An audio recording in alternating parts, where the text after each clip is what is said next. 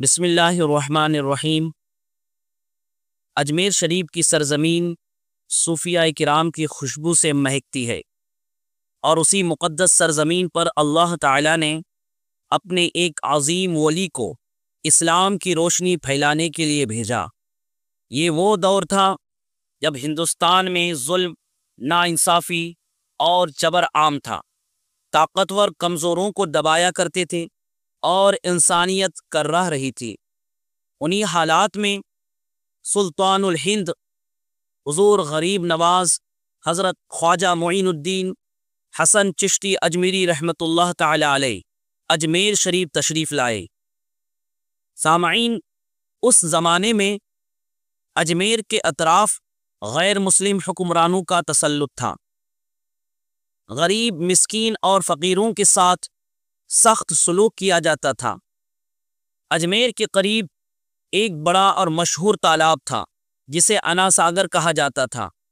یہ تالاب پورے شہر کی پانی کی ضرورت پوری کرتا تھا، مگر ظلم کی انتہا یہ تھی کہ حکمرانوں نے یہ حکم جاری کر رکھا تھا کہ اس تالاب کا پانی مسلمانوں، فقیروں اور حضور غریب نواز رحمۃ اللہ تعالی علیہ کے ساتھیوں کے لیے حرام قرار دے دیا گیا تھا۔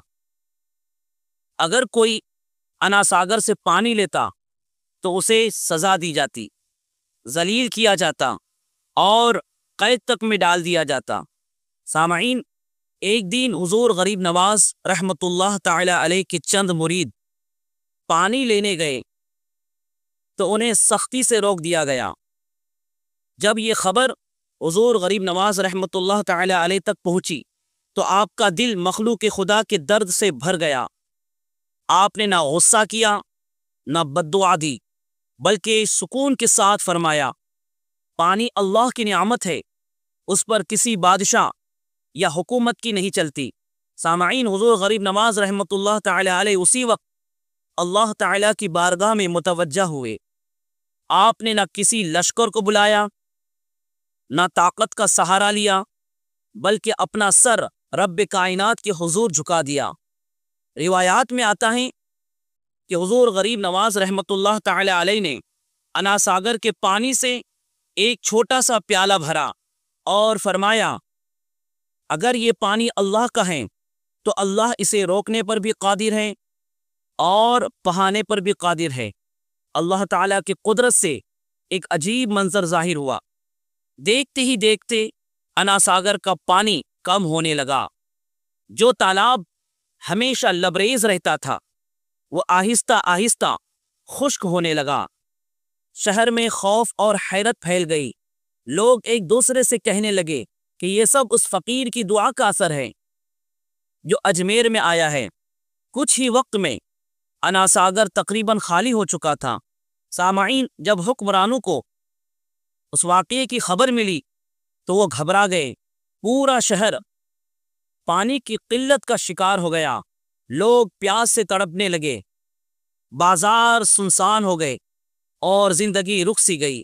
حکمرانوں کو سمجھ آ گیا کہ یہ کوئی عام واقعہ نہیں بلکہ اللہ کی کسی خاص بندے کی دعا کا نتیجہ ہے۔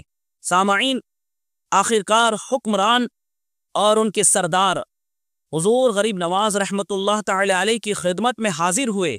وہ لوگ جو کبھی غرور میں ڈوبے رہتے تھے آج عاجزی کے ساتھ سر جھکائے کھڑے تھے۔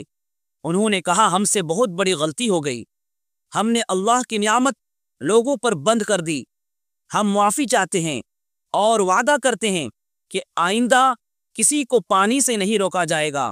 سامعین، حضور غریب نواز رحمۃ اللہ تعالی علیہ نے ان کی بات سنی۔ آپ نے نہ بدلہ لیا نہ انتقام کا سوچا۔ آپ نے فرمایا، ہم نے تو اللہ تعالی کے لیے صبر کیا تھا اور اللہ ہی نے اپنی قدرت دکھائی۔ پھر حضور غریب نواز رحمۃ اللہ تعالی علیہ نے اللہ تعالی کی بارگاہ میں دوبارہ دعا فرمائی۔ اللہ کے حکم سے انا ساگر میں پانی دوبارہ آنا شروع ہو گیا۔ وہی تالاب جو خالی ہو چکا تھا پھر سے لبریز ہونے لگا۔ شہر میں خوشی کی لہر دوڑ گئی۔ لوگ سمجھ گئے کہ یہ سب اللہ تعالی کی قدرت اور اس کے ولی کی سچائی کی نشانی ہے۔ لوگوں کے دل بدل گئے۔ اس واقعے کے بعد اجمیر کے لوگوں کے دل حضور غریب نواز رحمت اللہ تعالی علیہ کی طرف کھینچنے لگے۔